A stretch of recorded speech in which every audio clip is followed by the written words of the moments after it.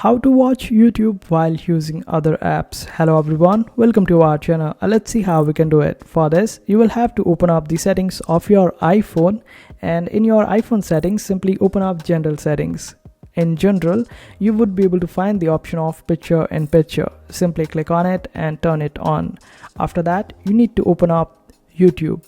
And on YouTube, click on your profile by clicking on the bottom right hand side corner and open up the settings of your YouTube.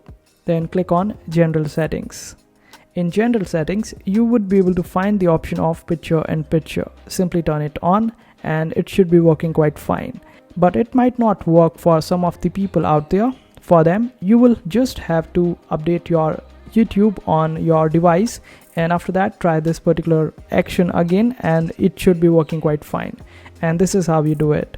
I hope this video was helpful. Make sure to hit that like button and also subscribe to our channel for more helpful videos.